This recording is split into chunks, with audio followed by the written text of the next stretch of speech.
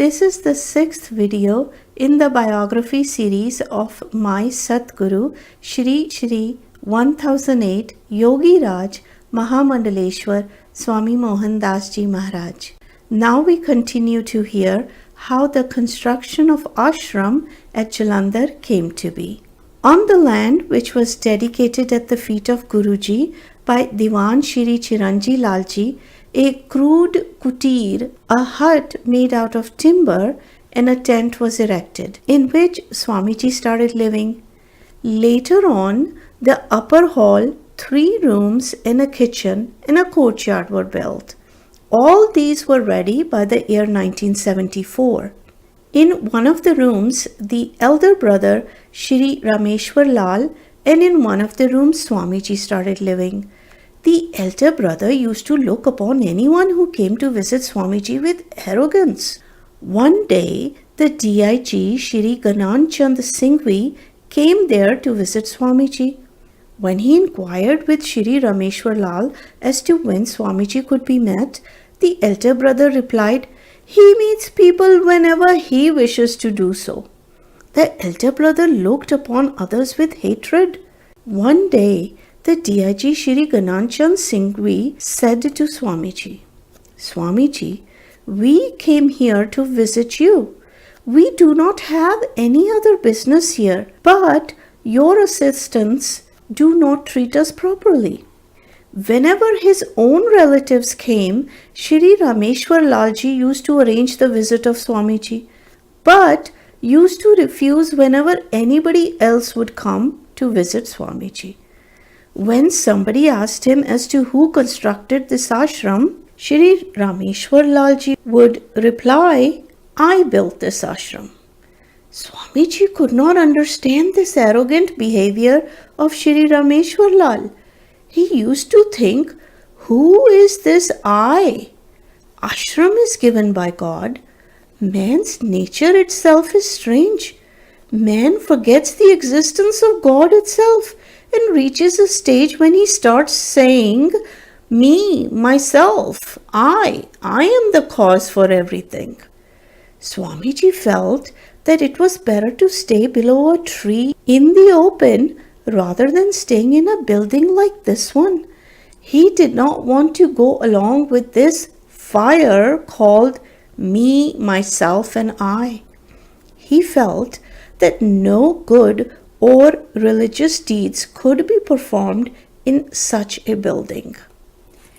As a result of his decision, Swamiji, with the help of some 150 to 200 army men, one day started bringing down the double-storied building.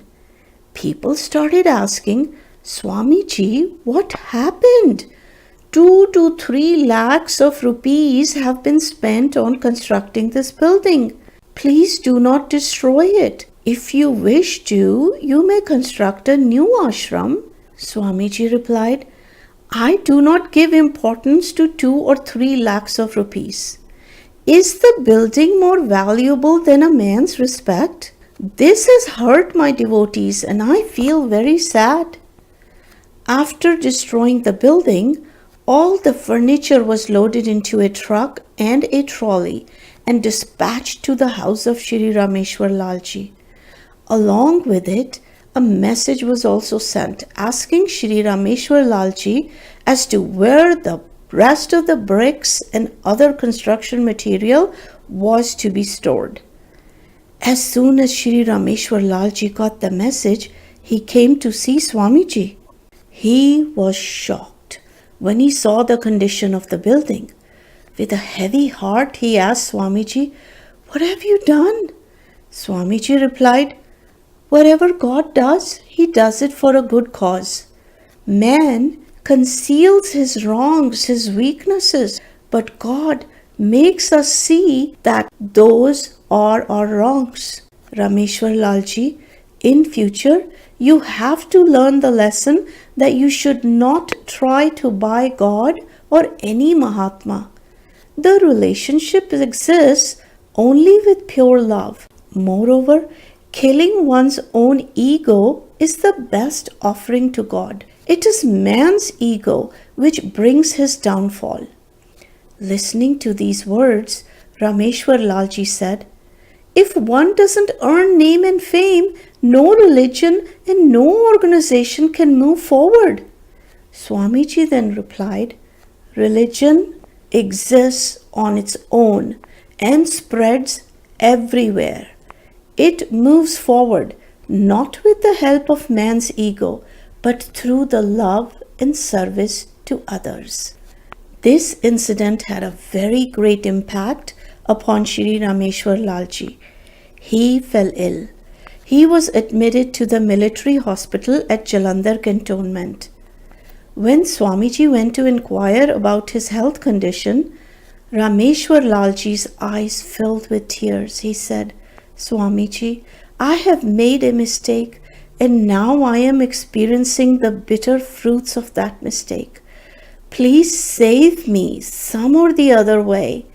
Even the pundits, the scholars, after seeing my horoscope, say that my end is very near.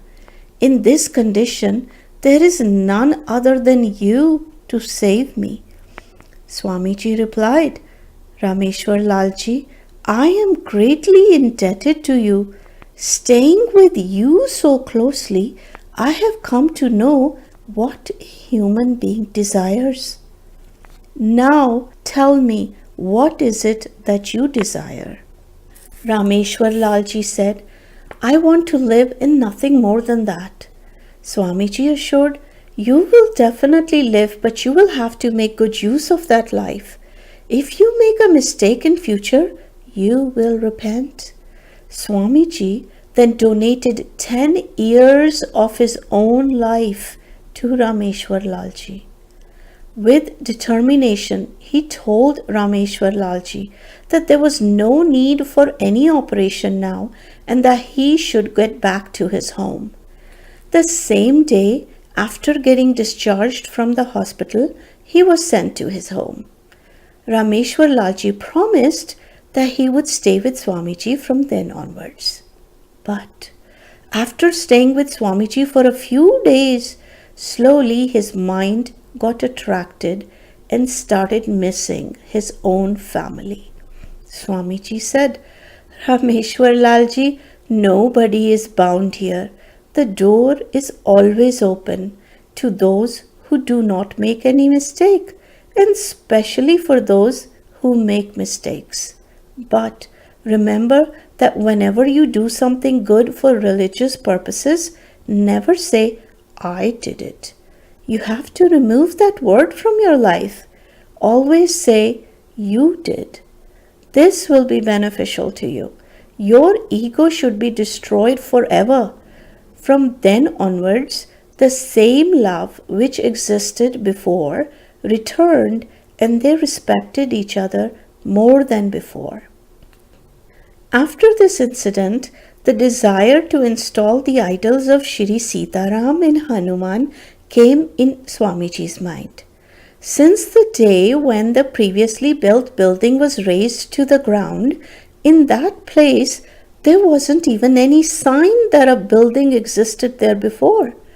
Swamiji sat under a tree and said, "Look, how the tree has grown into a beautiful house. Thousands of birds and animals take shelter in this tree and enjoy the bliss of peace. Nobody can claim that I grew this tree." Swamiji was engrossed in such thoughts when Shri Kedarnath Kapoor, Shri Dwarka Daas, a photographer from Amritsar, and Shri Arjundev Uppal of Nagar from Delhi came to visit Swamiji at the ashram. Shri Arjundev was a selfless person who had firm faith in donating. He told Swamiji, "Swamiji, when we had come 10-15 days earlier, there was a big building here. Today, the building is not existing. I'm not able to understand." Swamiji replied that it would be better not to understand. He said, "Now I am sitting on the same place where the building was. Is that not enough?" Shri Arjundev Uppal said, "The place you are sitting is below a tree." To this, Swamiji replied, "A tree is one, which grows into a kalpa vriksha. The peace one gets sitting under a tree is not available within a four-walled building. Please look above the tree which you call just a tree. A whole city is residing on it. Look how busy the place is. If you just throw a small stone, thousands of living beings living on top of it will start flying, making different sounds in their own language. Is this anything less than a rest home? After listening to this, Sri Arjun Dev Uppal left for the city, saying that he would return the next day. Swami Ji thought that constructing a small hut made out of timber and staying in it was a better idea. Swami Ji did not possess any wealth other than a harmonium, a tabla, a sitar, and a tanpura. These are all musical instruments. Even these instruments were bought by Swami Ji only a few days before from Calcutta Music House. Swami Ji loaded the instruments into a rickshaw to return them back to the dealer and left for the city. Arriving at the Calcutta Music House, he said politely, "I have come to return the instruments which I had purchased from you. How much can you pay for these?" The shopkeeper said, "We had sold you the harmonium for rupees 1600, tanpura for rupees 400, sitar for rupees 600, and the tabla for rupees 80. But now we can only pay you rupees 600 for all of them."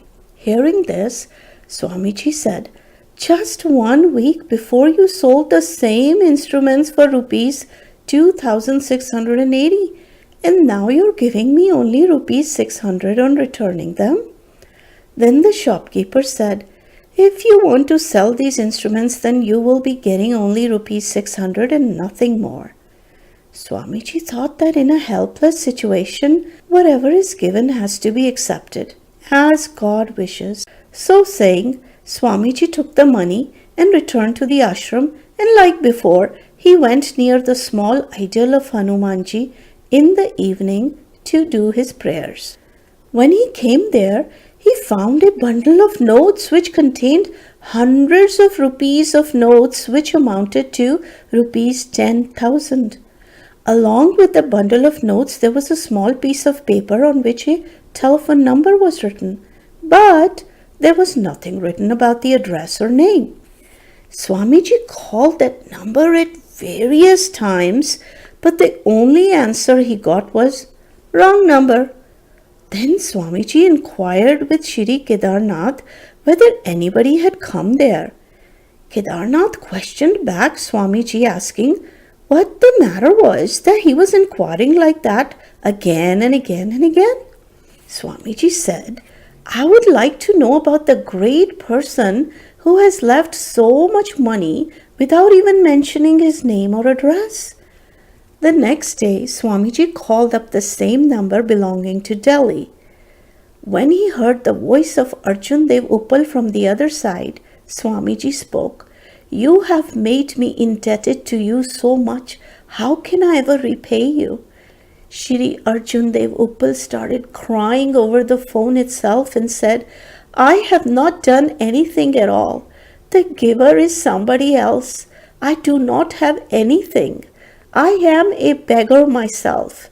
Please do not spoil my name by uttering such big words." Swami Ji felt that this money was worth using. The third day, he went back to the musical stores and brought back the musical instruments after settling the account. Now, the work on the construction of ashram began. The foundation stone of the hall facing to the east was laid by Swami Ji's Guru, Maharaj Ji Shri 108 Mahatma Bharat Das Ji of Rajasthan. After this, devotees started to assemble in the ashram. Every day in the mornings and the evenings, devotional singing and reading of Guru Granth Sahib, the sacred book of Sikhs, took place. People came in large numbers to hear Gurbani, teachings of Shri Guru Gobind Singh Ji, and satisfied their souls with the nectar of teachings from the Granth Sahib. With the help of the well-wishers and offerings made to the ashram, the construction of ashram progressed gradually. Swami Ji's fame spread far and wide, and people came from far-off places to visit Swami Ji. The wishes of the devotees began to be fulfilled. Now, even well-known classical singers too started attending. Even the artist of Jalandhar radio station started coming to the ashram. Great exponents of classical music who came to participate in the Shri Hari Vallabh music conference never returned without serving Swami Ji. Swami Ji was so much attached to devotional singing that now it took place during all the 24 hours of the day. So this is how the Jalandhar Ashram was built, and it has expanded even way more since then. Please do visit. I have listed the address and the phone number. When you visit, list the experiences. Jai Gurudev.